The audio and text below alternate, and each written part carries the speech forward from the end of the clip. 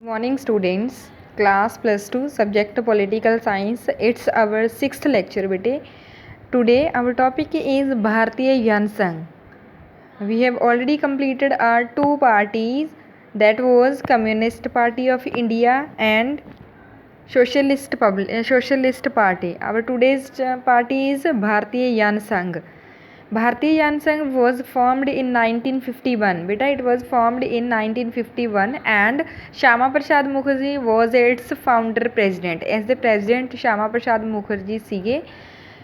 The Jan Sangh was different from other parties in terms of ideology ਇਹਦੀ ਵਿਚਾਰਧਾਰਾ ਨਾ ਦੂਸਰੀਆਂ ਪਾਰਟੀਆਂ ਦੇ ਨਾਲੋਂ ਬਿਲਕੁਲ ਡਿਫਰੈਂਟ ਸੀਗੀ it emphasized on the idea of one country one culture and one nation ਇਹ ਇੱਕ ਕੰਟਰੀ ਇੱਕ ਸੱਭਿਆਚਾਰ ਇੱਕ ਨੇਸ਼ਨ ਦੇ ਵਿੱਚ ਬਿਲੀਵ ਕਰਨ ਵਾਲੇ ਸੀਗੇ ਔਰ ਇਹਨਾਂ ਦਾ ਵਿਸ਼ਵਾਸ ਸੀ the country could become modern progressive and strong on the basis of Indian culture and tradition ਕਿ ਇੱਕ ਕੰਟਰੀ ਹੈ ਜਿਹੜਾ ਉਹ ਕਲਚਰ ਅਤੇ ਟਰਡੀਸ਼ਨ ਦੇ ਬੇਸ 'ਤੇ ਹੀ ਰਿਚ ਬਣ ਸਕਦਾ ਪ੍ਰੋਗਰੈਸਿਵ ਬਣ ਸਕਦਾ ਹੈਗਾ The party called for a reunion of India and Pakistan in ਅਖੰਡ ਭਾਰਤ ਇਹ ਪਾਰਟੀ ਹੈ ਜਿਹੜੀ ਇਸ ਨੇ ਕਿਹਾ ਵੀ ਇੰਡੀਆ ਅਤੇ ਪਾਕਿਸਤਾਨ ਨੂੰ ਖਤਮ ਕਰਕੇ ਇੱਕ ਅਖੰਡ ਭਾਰਤ ਬਣਾਇਆ ਜਾਵੇ ਇੱਕ ਬਣਾਇਆ ਜਾਵੇ ਦੋਨਾਂ ਨੂੰ ਖਤਮ ਕੀਤਾ ਜਾਵੇ ਅਤੇ ਇਹਨਾਂ ਦੋਨਾਂ ਦੀ ਰੀਯੂਨੀਅਨ ਕੀਤੀ ਜਾਵੇ ਵੈਸੇ ਇਹ ਗੱਲ ਇਹਨਾਂ ਦੀ ਬਹੁਤ ਠੀਕ ਸੀ The party was in forefront of the agitation to replace English with Hindi as the official language of India and was also opposed to the granting of concession to religious and cultural minorities. ਇਹਨਾਂ ਨੇ ਇਸ party ਨੇ ਕਿਹਾ ਕਿ ਇਹਨੇ ਵਿਰੋਧ ਕੀਤਾ ਸੀ English ਦਾ ਕਿ ਇੰਗਲਿਸ਼ ਨੂੰ ਖਤਮ ਕਰਕੇ ਹਿੰਦੀ ਨੂੰ ਅਫੀਸ਼ੀਅਲ ਲੈਂਗੁਏਜ ਬਣਾਇਆ ਜਾਵੇ ਔਰ ਇਹ ਇਸ ਚੀਜ਼ ਦੇ ਵੀ ਅਪੋਜ਼ਿਟ ਜਿਹੜੇ ਨੇ ਰਿਜ਼ਰਵੇਸ਼ਨ ਰੱਖੀ ਜਾਂਦੀ ਹੈ ਮਾਈਨੋਰਿਟੀਜ਼ ਦੇ ਲਈ ਕੋਈ ਵੀ ਭਾਵੇਂ ਉਹ ਰਿਲੀਜਨ ਦੇ ਬੇਸ 'ਤੇ ਹੈਗੀ ਜਿਵੇਂ ਸਕਾਲਰਸ਼ਿਪ ਮਿਲਦੀ ਹੁੰਦੀ ਹੈ ਰਿਲੀਜਨ ਦੇ ਬੇਸ 'ਤੇ ਆਪਣੇ ਵੀ ਇਹ ਸਿਸਟਮ ਹੈਗਾ ਗਾ ਕੌਰ ਅਤੇ ਸਿੰਘ ਵਾਲਿਆਂ ਨੂੰ ਤਾਂ ਮਾਈਨੋਰਿਟੀਜ਼ ਨੂੰ ਵੀ ਰਿਜ਼ਰਵੇਸ਼ਨ ਦਿੱਤੀ ਜਾਂਦੀ ਹੈ ਜੋਬਸ ਦੇ ਵਿੱਚ ਵੀ ਕੋਈ ਐਡਮਿਸ਼ਨ ਲੈਣੀ ਆ ਉਹਨਾਂ ਨੇ ਤਾਂ ਉੱਥੇ ਵੀ ਹੋ ਜਾਂਦਾ ਹੈਗਾ ਉਹਨਾਂ ਨੂੰ ਹਰੇਕ ਜਗ੍ਹਾ 'ਤੇ ਮਤਲਬ ਉਹਨਾਂ ਨੂੰ ਕੁਛ ਕਨਸੈਸ਼ਨ ਹੈ ਜਿਹੜਾ ਉਹ ਮਿਲ ਜਾਂਦਾ ਤਾਂ ਇਹਨਾਂ ਨੇ ਇਸ ਚੀਜ਼ ਦਾ ਵੀ ਵਿਰੋਧ ਕੀਤਾ ਸੀ ਵੀ ਇਹ ਵੀ ਨਹੀਂ ਹੋਣਾ ਚਾਹੀਦਾ The party was consistent advocate of India developing nuclear weapons, especially after China carried out its atomic tests in the 1964.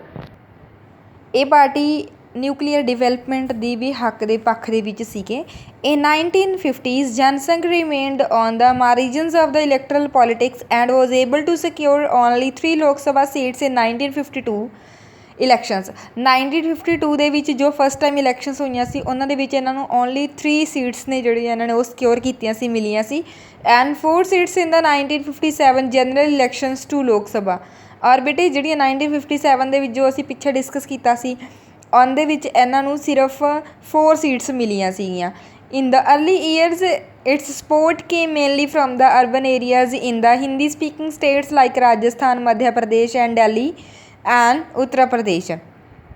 Early years ਦੇ ਵਿੱਚ ਸਟਾਰਟਿੰਗ ਦੇ ਵਿੱਚ ਸਪੋਰਟ ਹੈ ਜਿਹੜੀ ਮੇਨਲੀ ਇਹਨਾਂ ਨੂੰ ਅਰਬਨ ਏਰੀਆਜ਼ ਤੋਂ ਮਿਲੀ ਸੀਗੀ ਜਾਂ ਫਿਰ ਉਹ ਕਹਿ ਸਕਦੇ ਹਾਂ Hindi speaking area states like Rajasthan Madhya Pradesh Delhi Uttar Pradesh the parties leaders included Shyama Prasad Mukherjee Deen Dayal Upadhyaya and Balraj Madhok ਇਹਦੇ ਫੇਮਸ ਲੀਡਰ ਸੀਗੇ ਪਾਰਟੀਜ਼ ਦੇ the Bharatiya Janata Party traces its roots to the Bharatiya Jana Sangh ਜੋ ਸਾਡੀ ਇਹ ਭਾਰਤੀ ਜਨਤਾ ਪਾਰਟੀ ਹੈ ਜਿਹੜੀ ਉਹਦੀਆਂ ਰੂਟਸ ਨੇ ਜਿਹੜੀਆਂ BJP ਦੀਆਂ ਉਹ ਇਸ ਭਾਰਤੀ ਜਨ ਸੰਘ ਦੇ ਵਿੱਚੋਂ ਹੀ ਨਿਕਲੀਆਂ ਹੋਈਆਂ ਨੇ ਇਹਦੇ ਵਿੱਚੋਂ ਹੀ ਬਣੀ ਹੋਈ ਆ ਕਿਤੇ ਨਾ ਕਿਤੇ ਇਹ ਪਾਰਟੀ ਹੈ ਜਿਹੜੀ ਹਿੰਦੂਇਜ਼ਮ ਨੂੰ ਸਪੋਰਟ ਕਰਦੀ ਸੀ ਤਾਂ ਹੀ ਇਹਨਾਂ ਨੇ ਇੰਗਲਿਸ਼ ਲੈਂਗੁਏਜ ਨੂੰ ਰੀਪਲੇਸ ਕਰਕੇ ਹਿੰਦੀ ਨੂੰ ਲਿਆਉਣ ਦੇ ਲਈ ਪ੍ਰੈਫਰੈਂਸ ਹਿੰਦੀ ਨੂੰ ਦਿੱਤੀ ਸੀਗੀ ਇਹ ਪਾਰਟੀ ਬੇਟੇ ਤੁਹਾਡੀ ਬਹੁਤ ਇੰਪੋਰਟੈਂਟ ਹੈ ਕੁਐਸਚਨ ਇਹਦੇ 'ਤੇ ਕਈ ਵਾਰੀ ਆ ਜਾਂਦਾ ਹੈਗਾ ਪੇਪਰਾਂ ਦੇ ਵਿੱਚ ਤਾਂ ਇਹ ਪਾਰਟੀ ਕਦੋਂ ਬਣੀ ਸੀ 1951 ਦੇ ਵਿੱਚ ਸ਼ਾਮਾ ਪ੍ਰਸਾਦ ਮੁਖਰਜੀ ਇਹਦੇ ਲੀਡਰ ਸੀਗੇ ਜਾਂ ਇਹਦੇ ਪ੍ਰੈਜ਼ੀਡੈਂਟ ਕਹਿ ਸਕਦੇ ਆ ਫਾਊਂਡਰ ਪ੍ਰੈਜ਼ੀਡੈਂਟ ਇਹਨਾਂ ਦੀ ਆਈਡੀਓਲੋਜੀ ਕੀ ਸੀ ਇਹਦੇ ਲੀਡਰਸ ਮੇਨ ਕਿਹੜੇ ਸੀਗੇ ਕਿੱਥੋਂ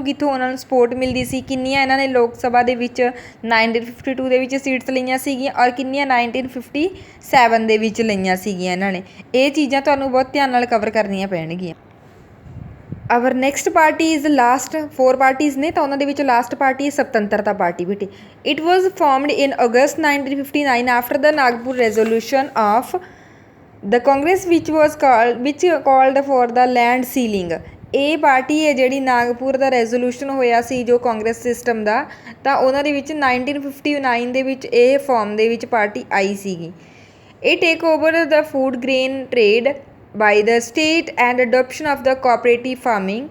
The party was led by old congressmen like Raja Gopalcharia, K.M. Munshi, N.G. Ranga and Mino Masani.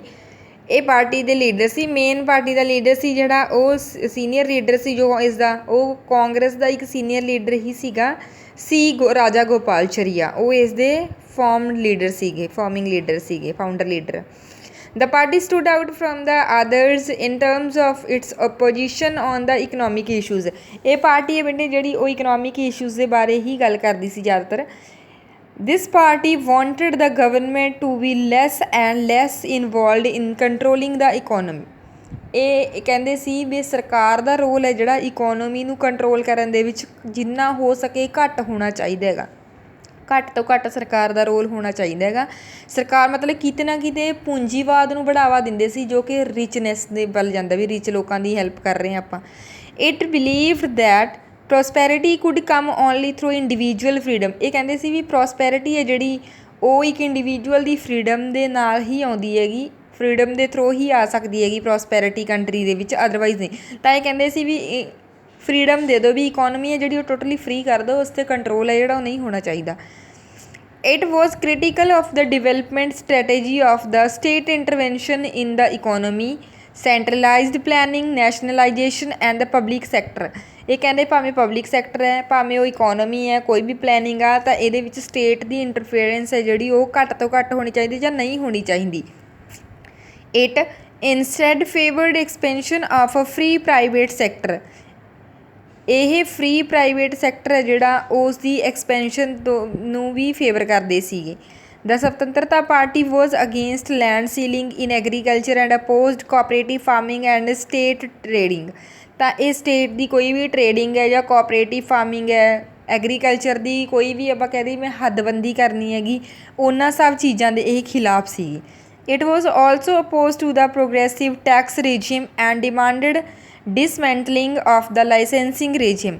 ਤਾਂ ਇਹ ਟੈਕਸ ਵਗੈਰਾ ਦੇ ਲਾਇਸੈਂਸ ਵਗੈਰਾ ਇਸ ਸਿਸਟਮ ਦੇ ਵੀ ਖਿਲਾਫ ਸੀਗੇ। It was critical of the policy of non alignment and maintaining friendly relations with the Soviet Union and advocated closer ties with the United States. ਜੋ ਸਾਡੀ ਨੋਨ ਅਲਾਈਨਮੈਂਟ ਮੂਵਮੈਂਟ ਸੀਗੀ, ਅਸੀਂ ਇੱਕ ਹੋਰ ਬੁੱਕ ਹੈ ਬੇਟੇ ਉਹਦੇ ਵਿੱਚ ਪੜ੍ਹਾਂਗੇ ਅਸੀਂ ਨੋਨ ਅਲਾਈਨਮੈਂਟ ਮੂਵਮੈਂਟ ਦੇ ਬਾਰੇ। ਤਾਂ ਉਹਦੇ ਵੀ ਇਹ ਬਿਲਕੁਲ ਉਹਨਾਂ ਦਾ ਕ੍ਰਿਟਿਸਿਜ਼ਮ ਕੀਤਾ ਸੀ। ਕਹਿੰਦੇ ਵੀ ਸਾਨੂੰ ਕਿਸੇ ਨੋਨ ਅਲਾਈਨਮੈਂਟ ਮੂਵਮੈਂਟ ਦੇ ਜਦੋਂ ਸੀ ਉਹ USA ਅਤੇ USSR ਦੇ ਜਦੋਂ ਮਸਲਾ ਹੋਇਆ ਸੀ, ਮੈਟਰ ਹੋਇਆ ਸੀ, ਉਦੋਂ ਦੀ ਗੱਲ ਇਹ। ਤਾਂ ਇੰਡੀਆ ਜਿਹੜਾ ਉਹ ਨੋਨ ਅਲਾਈਨਮੈਂਟ ਮੂਵਮੈਂਟ ਦੇ ਵਿੱਚ ਆਇਆ ਸੀਗਾ ਵੀ ਉਹ ਅਲੱਗ ਹੀ ਰਹੇ ਸੀਗੇ। ਤਾਂ ਇਹ ਉਹ ਵੀ ਕਹਿੰਦੇ ਨੇ ਵੀ ਸਾਨੂੰ ਸੋਵੀਅਤ ਯੂਨੀਅਨ ਔਰ ਯੂਨਾਈਟਿਡ ਸਟੇਟਸ ਦੋਨਾਂ ਦੇ ਨਾਲ ਹੀ ਸੁਪਰ ਪਾਵਰ ਸੀ ਜਿਹੜੀਆਂ, ਦੋਨਾਂ ਦੇ ਨਾਲ ਹੀ ਆਪਣੀ ਟਾਈਜ਼ ਨੇ ਜਿਹੜੀਆਂ ਉਹ ਬਣਾ ਕੇ ਰੱਖਣੀਆਂ ਚਾਹੀਦੀਆਂ ਸੀਗੀਆਂ, ਸਾਨੂੰ ਅਲੱਗ ਨਹੀਂ ਹੋਣਾ ਚਾਹੀਦਾ ਸੀ। Swatantra Party gain strength in different parts of the country by way of the merger with the numerous regional parties and interests. ਕਾਫੀ ਜਗ੍ਹਾ ਇਹਨਾਂ ਨੂੰ ਸਪੋਰਟ ਹੈ ਜਿਹੜੀ ਉਹ ਡਿਫਰੈਂਟ ਪਾਰਟਸ ਦੇ ਵਿੱਚ ਕੰਟਰੀ ਦੇ ਵਿੱਚ ਮਿਲੀ ਸੀਗੀ। It attracted the landlords and princes who wanted to protect their land and status that was being threatened by the land reform legislation. ਹੁਣ ਜਿਹੜੇ ਕਿੰਗ ਸੀਗੇ, ਪ੍ਰਿੰਸ ਸੀਗੇ ਜਾਂ ਲੈਂਡਲੋਰਡ ਸੀਗੇ, ਉਹਨਾਂ ਨੂੰ ਖਿਲਾਫ ਉਹਨਾਂ ਨੂੰ ਥੋੜ੍ਹਾ ਡਰ ਸੀ ਵੀ ਜਦੋਂ ਕਿਤੇ ਲੈਂਡ ਰਿਫੋਰਮਸ ਨੇ ਜਿਹੜੇ ਉਹਨਾਂ ਨੂੰ ਇੰਟਰੋਡਿਊਸ ਕਰਵਾਤਾ ਤਾਂ ਸਾਨੂੰ ਖਤਰਾ ਪੈਦਾ ਹੋਊ, ਸਾਡੀ ਲੈਂਡ ਹੈ ਜਿਹੜੀ ਉਹ ਕਿਤੇ ਨਾ ਕਿਤੇ ਅਫੈਕਟਡ ਹੋਊਗੀ। ਤਾਂ ਜਦੋਂ ਇਹਨਾਂ ਨੇ ਕਿਹਾ ਵੀ ਇਕੋਨਮੀ ਦੇ ਵਿੱਚ ਗਵਰਨਮੈਂਟ ਦਾ ਰੋਲ ਘੱਟ ਤੋਂ ਘੱਟ ਹੋਣਾ ਚਾਹੀਦਾ, ਲੈਂਡ ਰਿਫੋਰਮਸ ਨੇ ਜਿਹੜੇ ਹੱਦਬੰਦੀ ਵਗੈਰਾ ਜਿਹੜੀ ਹੈ ਲੈਂਡ ਦੀ ਉਹ ਨਹੀਂ ਹੋਣੀ ਚਾਹੀਦੀ, ਤਾਂ ਉਸ ਟਾਈਮ ਇਹ ਪ੍ਰਿੰਸ ਸੀ ਜਿਹੜੇ ਲੈਂਡਲੋਰਡ ਸੀਗੇ ਜਿਹੜੇ ਇਹ ਬਹੁਤ ਖੁਸ਼ ਹੋਏ ਸੀਗੇ, ਇਹ ਵਾਲੇ landlords and the princess.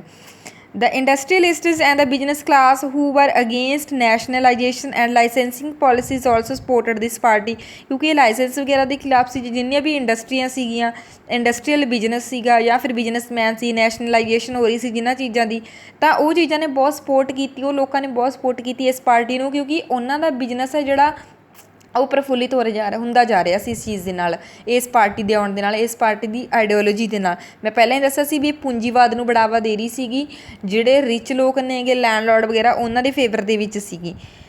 It's narrow social base and the lack of dedicated cadre of party members did not allow it to build a strong organisational network. ਪਰ ਇਹਦਾ ਜਿਹੜਾ ਨੈਟਵਰਕ ਸੀ ਆਰਗੇਨਾਈਜੇਸ਼ਨ ਉਹ ਬਹੁਤਾ ਸਟਰੋਂਗ ਨਾ ਬਣ ਸਕਿਆ ਇਸ ਦੇ ਮੈਂਬਰਸ ਦੇ ਕਰਕੇ, ਕਿਉਂਕਿ ਉਹ ਇੰਨੇ ਜ਼ਿਆਦਾ ਡੈਡੀਕੇਟਡ ਨਹੀਂ ਸੀ, ਉਹਨਾਂ ਦੇ ਵਿੱਚ ਡੈਡੀਕੇਸ਼ਨ ਦੀ ਘਾਟ ਸੀ, ਤਾਂ ਹੀ ਇਹ ਪਾਰਟੀ ਜਿਹੜੀ ਉਹ ਇੰਨੀ ਜ਼ਿਆਦਾ ਵਧੀਆ ਚੱਲ ਨਹੀਂ ਸੀਗੀ। ਇਹਨਾਂ ਚਾਰੋਂ ਪਾਰਟੀਜ਼ ਦੇ ਵਿੱਚੋਂ ਭਾਰਤੀ ਜਨਸੰਘ ਹੈ ਬੇਟੇ ਜਿਹੜੀ ਉਹ ਜ਼ਿਆਦਾ ਇੰਪੋਰਟੈਂਟ ਹੈ, ਬਾਕੀ ਸਾਰੀਆਂ ਵੀ ਤੁਹਾਨੂੰ ਲਰਨ ਕਰਨੀਆਂ ਪੈਣਗੀਆਂ, ਥੋੜ੍ਹੀ ਉਹ ਜ਼ਿਆਦਾ ਇੰਪੋਰਟੈਂਟ ਹੈਗੀ।